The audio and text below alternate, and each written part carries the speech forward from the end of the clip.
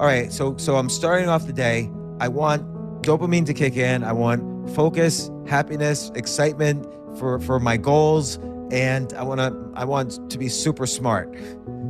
Okay, so let's take that example and let's talk about some behavioral things that give the dopamine system buoyancy. And then we can talk about nutritional and supplementation things that really push it a little bit harder. So there are a couple things that we need if we want to be energetic and in focus. And I'm going to add another neurochemical on focus as we go along, just heads up. So if we want to have energy, we need that norepinephrine system working well. It works alongside a neurochemical called cortisol. And cortisol is always talked about as bad, this stress hormone, but you want cortisol high during the morning. You want it to peak in the morning and get you going. It's what wakes you up in the morning out of sleep, actually. And to do that, that's why I'm a big proponent of this, getting sunlight in your eyes first thing in the morning. And if it's in your practice, or you're inclined to do it, trying to get some movement first thing in the morning. You don't have to do your full bout of exercise. If you can do it in the morning, great. But you want to try and get some movement, maybe at least 10, 15 minutes. It could be a walk, could be a run, could be jump rope, could be jumping jacks, could be anything really, just movement. That's going to get the norepinephrine system primed because you have the adrenal glands, which sit above your kidneys, and they kick out norepinephrine and cortisol and get your system awake. Now, the dopamine system is really about picking a goal and a target. So this is why it's so crucial to identify what you're going to try and accomplish in, say, before noon or in the first hour of your day or the first 2 hours of your day. Really setting a goal, and even just setting that goal, you should just mentally reward yourself that you're on the right path for setting that goal. And to the extent that other things start to leap to mind, you should really try and push those aside and stay focused on that goal. The reason is, if you can stay focused on that, you're going to get the dopamine reward as you move forward. It's going to might feel a little tough depending on how well you slept or how poorly you slept. But if you reach that goal, you're going to feel a dopamine release. It's going to get you better at focusing on singular goals. Now, there's another way to get your dopamine in the morning that's going to take you off track. And I'm guilty of doing this. The other way to do it is to wake up, you feel kind of groggy, you are moving toward your goal, and you can also get your dopamine from picking up your phone and starting to flip through Instagram. You'll get your dopamine one way or another, but you're not really on a specific path unless your job is to go provide likes for someone that owns an Instagram account. So you want to pick a targeted goal and you want to move toward that goal.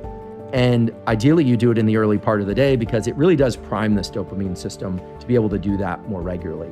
So here's the thing that's really key is forward movement. Whether or not it's toward a cerebral or intellectual goal or it's physical exercise, literally forward movement triggers release of dopamine. My lab published a paper in 2018 in the journal Nature showing that forward movement, especially when there's a low level of stress in the system, when you're a little stressed, promotes the release of dopamine.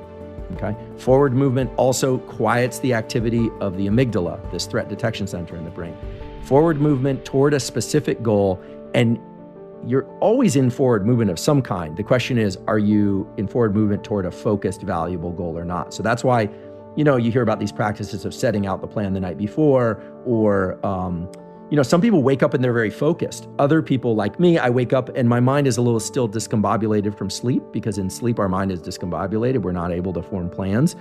And it takes me a while to transition out of sleep. So I use 10 to 15 minutes of exercise as a way of amplifying that epinephrine and dopamine system. So I'm actually just moving towards something. This morning, I didn't have much time. I literally took a 10-minute jog. It's not my round of exercise, but it has me moving forward and it puts me on a path.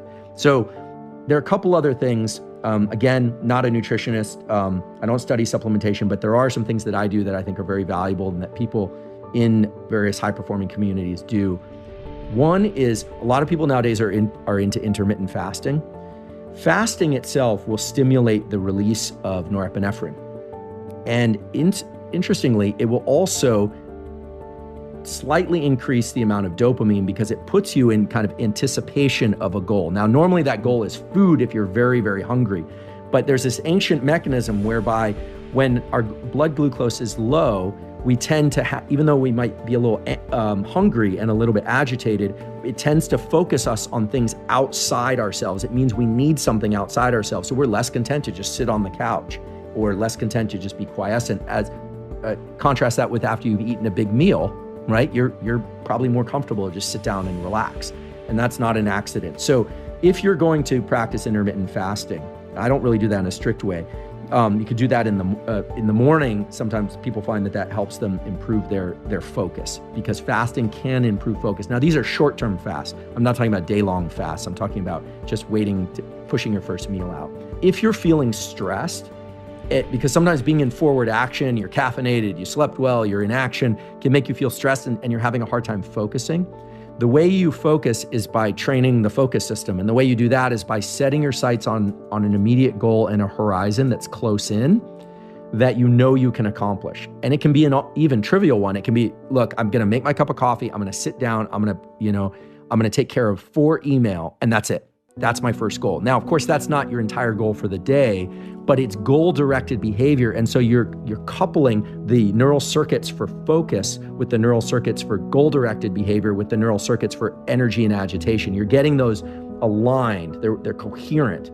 Whereas when you sit down and you look at your phone and you're getting likes from Instagram and trying to take care of some emails, your neurochemical systems are kind of split. They're incoherent. And it's no wonder that by 11 or 11:30, you haven't accomplished much, or you feel like you've been kind of overworked and you're a little discombobulated. You have regular, predictable, tractable practices that you know you can accomplish first thing in the day. It's not necessarily just about the practice. It's not about having a well-made bed. It's not about making a cup of coffee. It's about you being in control of the control circuits, because you have these brain circuits that are involved in controlling yourself and setting blinders on yourself when you need to and moving forward towards those goals. And if you don't practice those circuits, you don't take control of them, your brain is perfectly happy to go get dopamine any number of ways, get serotonin any number of ways. And so you can train up focus, you can train up goal-directed behavior. And what's cool about it is it's an amplifying effect, so that pretty soon you get up in the morning, you find yourself naturally in forward motion and naturally targeted on specific goals.